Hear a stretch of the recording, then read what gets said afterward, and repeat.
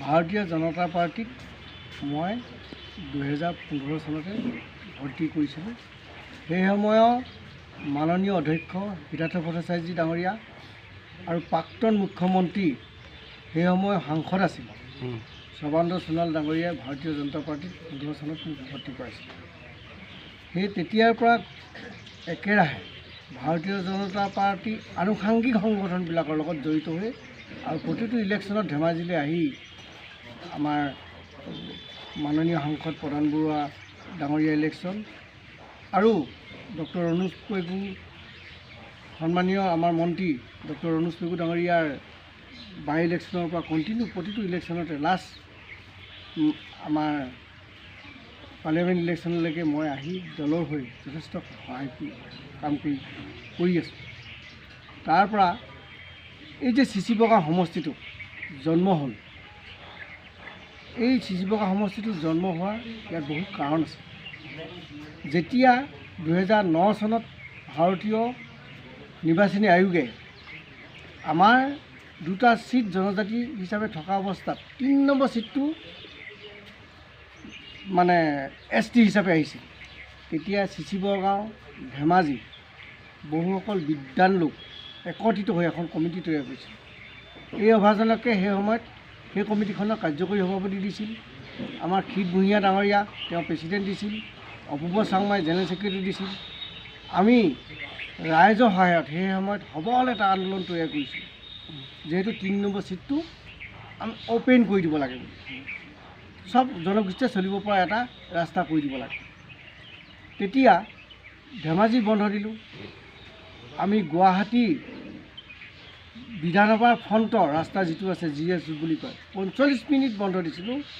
ধেমাজি, ঢকুৱাখানা, লখিমপুৰ তাত পঢ়ি থকা যিমানবিলাক ল'ৰা ছোৱালী আছিল চবকে সমবেত কৰি আমি GS ৰোডটো আমি সচিবালয়ৰ ফ্ৰণ্টত 45 মিনিট বন্ধ দিছিলোঁ।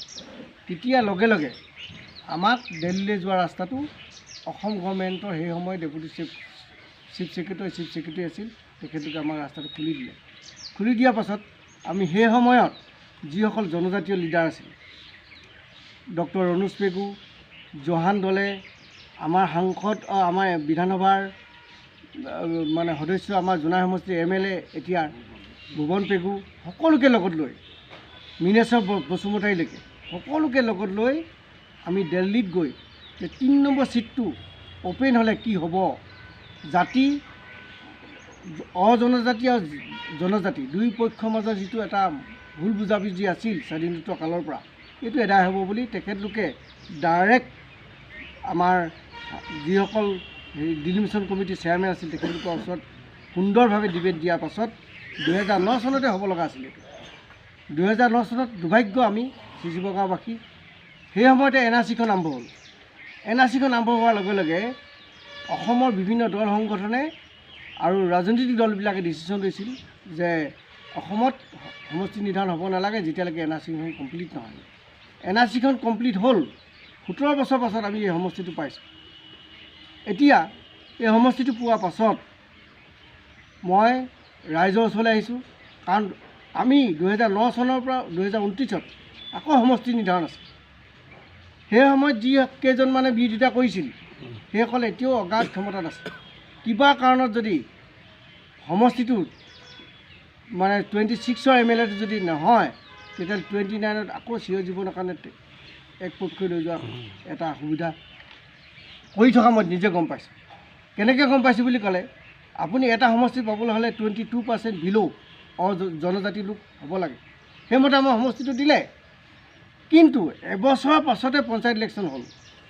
পঞ্চায়ত ইলেকশ্যনত কমেও সেই দুষ্ট চক্ৰটোৱে, চব জনজাতি মানুহ নহয়, মেজৰ সংখ্যক জনজাতি মানুহে এইখিনি কৰা নাই।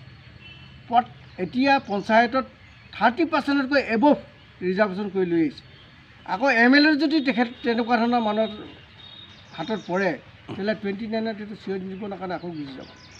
গতিকে সেইটো ভয়তহে মই বেছি গোটেই গাঁওবিলাকত জনজাতি অজনজাতি সকলোৰ লগত মই আজি গাঁৱে গৈ কথোপকথন কৰি আছোঁ। আৰু মই ভাবোঁ যে আমি সমন্বয়ে যাত্ৰা কৰিব লাগে। আমি এই স্বাধীনতাৰ 79 বছৰৰ পাছত এটা ৰাজনৈতিক সুবিধা পাইছোঁ বহু সংখ্যক সৰহসংখ্যক জনজাতি লোকৰ আশীৰ্বাদত কোনোবা দুষ্ট চক্ৰ এটাই যদি আকৌ 29ত লৈ যাব বিচাৰে তেতিয়াহ'লে আমাৰ মাজত যিটো সমন্বয় মাজে মাজেতো গণ্ডগোল হয়েই এইবিলাক যাতে শেষ হওক সেইকাৰণে আজি মানে প্ৰতিখন গাঁৱে গাঁৱে দিন ৰাতি গৰম ঠাণ্ডা একাকাৰ কৰি আমি ঘূৰি ফুৰিছোঁ ইয়াকে কৈছোঁ। আপুনি এতিয়া বিজেপিৰ টিকেট বিচাৰিছে ন? হয়, বিজেপিৰ পৰাই বিচাৰিছোঁ। কি কৰিলে তাৰমানে মানে প্ৰচিডিঅ'বিলাক আপুনি এপ্লাই ক'ত কৰিলে? নাই, সেইটো মানে ভাৰতীয় জনতা পাৰ্টীত বিশেষকৈ এপ্লিকেশ্যন কৰাৰ নিয়মটো আছে নাই বুলিয়ে মই দেখিছোঁ। হ'লেও কালি মই আমাৰ জিলা সভানেত্ৰী ডাঙৰীয়ানীৰ ওচৰত আমি সকলোৱে গৈ এখন এপ্লিকেশ্যন দিলোঁ। আপোনাৰ কাষত দুজন কনিষ্ঠ জ্যেষ্ঠ হয়, এজনকতো আগতে কৈছে, সেইজনক দেখিছে বিজেপিৰ জন্মলগ্ন বুলিয়ে কৈছে, জন্মলগ্ন আছে। আপুনি তেওঁলোকৰ সহায় সহযোগিতা পূৰা মাত্ৰাই পাইছে নেকি পুৰণা যিসকল বিজেপি? নাই, পুৰণা নতুন বুলি কথা নাই।